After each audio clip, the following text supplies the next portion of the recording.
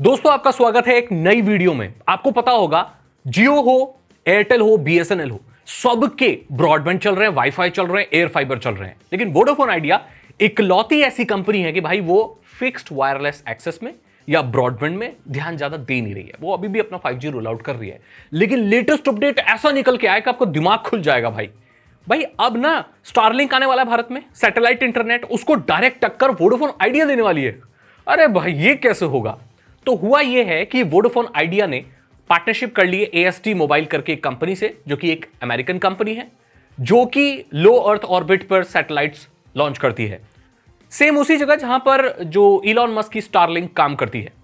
यहां पर खबर यह है कि वोडाफोन आइडिया सैटेलाइट कम्युनिकेशन उन मोबाइलों में भी प्रोवाइड करेगी जिसमें सैटेलाइट की चिप नहीं लगी। यानी कि अगर आप नॉर्मल से नॉर्मल मोबाइल भी चलाते हो तो भी आप सैटेलाइट से इंटरनेट चला सकते हो।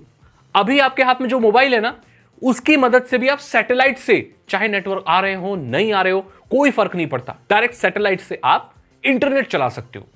तो ये स्टारलिंक को भी पीछे छोड़ सकता है, क्योंकि स्टारलिंक भाई तभी काम करेगा जब या तो आपके आगे चलकर मोबाइल में एक स्पेशल चिप है सैटेलाइट की, या आप अगर वो उनकी छतरी वगैरह लगा लेते, इक्विपमेंट खरीद लेते, जो कि लोग बहुत सारे नहीं खरीद पाएंगे क्योंकि 33,000 रुपए लगभग उसका प्राइस होने वाला है। लेकिन वोडाफोन आइडिया ने ऐसा खेल खेला है कि भाई नॉर्मल से नॉर्मल मोबाइल में आप सैटेलाइट इंटरनेट चला पाओगे।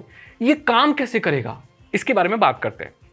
देखो, जो हमारा मोबाइल होता है ना, उसकी जो वायरलेस पावर होती है बहुत कम होती है, 20-25 dBm, यानी कि 0.1 0.2 वॉट के हिसाब से वो अपना छोड़ती है। आपको पता है मोबाइल 2 वेज में काम करता है, एक नेटवर्क रिसीव करता है और यहां से चीजें छोड़ता भी है। इसी से आप डेटा डाउनलोड अपलोड कर पाते हो, आवाज सुन पाते हो, अपनी आवाज भेज पाते हो। आपके नियरेस्ट टावर से ये कम्युनिकेट करता है। क्या हो कि हम एक टावर स्पेस में ही बना दें? तो ये जो एएसटी मोबाइल है वो बेसिकली एक फुटबॉल ग्राउंड जितना बड़ा टावर। फुटबॉल ग्राउंड कितना होता है? बहुत बड़ा होता है ना। इतना बड़ा एक टावर एक सैटेलाइट जैसा लो अर्थ ऑर्बिट पे डाल देंगे, और वो इतना पावरफुल होगा और बीम फोमिंग का इस्तेमाल करेगा, यानी कि एक पर्टिकुलर एरिया पे अपना पूरा फोकस करेगा। ऐसे बाहर बाहर नहीं भागेगा, एक एरिया पे से फोकस करेगा।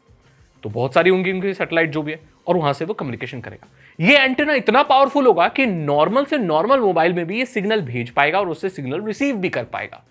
सो इन्होंने टावर ही स्पेस में लगा दिया है भाई। जो नॉर्मल स्टारलिंक की जो सैटेलाइट्स होती है वो आपस में भी कम्युनिकेट करती है, और ऐसे नीचे ग्राउंड स्टेशन पे या ग्राउंड में जो भी लोगों ने छतरी लगाई हुई है वहां करती है। तो छतरी की पावर भाई ज्यादा होती है मोबाइल से, ये तो आप जानते हो। लेकिन यहां पर क्या किया गया है, एएसटी मोबाइल ने ऐसा किया है कि अपनी जो सैटेलाइट है वो इतनी बड़ी कर दी है, इतनी पावरफुल कर दी है कि भाई वो डायरेक्ट नॉर्मल मोबाइल से भी कम्युनिकेट कर सकती है। इसका मतलब यह है कि आप अगर ऐसी एरिया में जाते हो जहां पर टावर वगैरह नहीं भी है और खुला आसमान है, तो वहां से भी आप कम्युनिकेशन कर सकते हो। लेकिन यहां ना इसकी एक डाउन साइड भी है। अब क्योंकि ये लो अर्थ ऑर्बिट पे है, जो काफी दूर होता है भाई, 600-700 किलोमीटर मैंने सुना है, काफी दूर होता है। तो यहां पर क्या है कि आप कर तो पाओगे, लेकिन लेटेंसी आपको 330 ms मिलेगी, जो पिंग वगैरह जो बोलते हैं ना, थोड़ी सी आई मिलेगी। स्पीड भी आपको 2 से 5 Mbps की मिलेगी, इससे ज्यादा आपको नहीं मिलेगी, है ना। ये लफड़ा होने वाला है, तो स्पीड इतनी ज्यादा नहीं होने वाली है। स्टारलिंक तो आप देखो भाई, वो लगभग ब्रॉडबैंड जितनी स्पीड प्रोवाइड करता है। हाँ, पैसे ज्यादा चार्ज करता है, that's a separate thing, but देता है। यहां पर आपको स्पीड कम मिलेगी, लेकिन फिर भी ये जो जियो सैटेलाइट्स होती है, जियो स्टेशनरी सैटेलाइट्स होती है, उससे तो ये बेटर ही है। अब क्या है भाई, जियो स्टेशनरी जो सैटेलाइट्स होती है ना, वो बहुत दूर होती है भाई, बहुत दूर। इसीलिए वो एक डीटीएच के लिए चल सकती है, लेकिन आपके नॉर्मल इंटरनेट के नहीं चल सकती। यही वजह है कि जो आपका ये डीटीएच लगा होता है ना, जैसे टीवी देखते हो छतरी, उससे इंटरनेट नहीं चल सकता।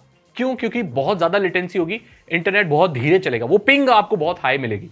सो टीवी में पिंग का कोई दिक्कत नहीं होती भाई, जो प्रोग्राम अभी चल रहा है 5 मिनट बाद अगर वो चले, थोड़ा सा डिले हो तो कोई प्रॉब्लम नहीं होती। बट इंटरनेट के साथ ऐसा नहीं हो सकता, क्योंकि वहां पर रियल टाइम ट्रैफिक होती है। उसके बारे में फिर कभी एक्सप्लेन करूंगा, बट इसीलिए जियो स्टेशनरी वेबसाइट वो सैटेलाइट्स को इंटरनेट के लिए इस्तेमाल नहीं किया जा सकता। सो यहां पर जो लियो है ये इस पर किया जा सकता है। सो सारा खेल यहीं पे है।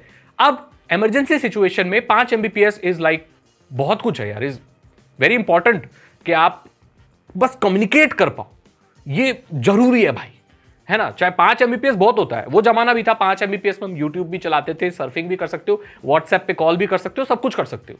सो सारा खेल यहां पर अटक जाता है भाई, कि भाई अब वोडाफोन आइडिया ने एक अलग ही टेक्नोलॉजी निकाल दी है, तो वो ऐसा कुछ करने वाले हैं। तो मैंने अपडेट दे दी, टेलीकॉम की अपडेट मैं बहुत आप लोगों के सामने ला रहा हूं, आप लोग बहुत पसंद भी कर रहे हो। सो आप मुझे बताओ ऐसे और अपडेट चाहते हो तो मैं जो भी टेलीकॉम में नई चीज होती होगी मैं आपको बता दूंगा। अगर आपको वीडियो अच्छी लगी तो लाइक करें, दोस्तों के साथ शेयर करें। मैं बताऊं आपसे अगली वीडियो में। Thank you so much and good.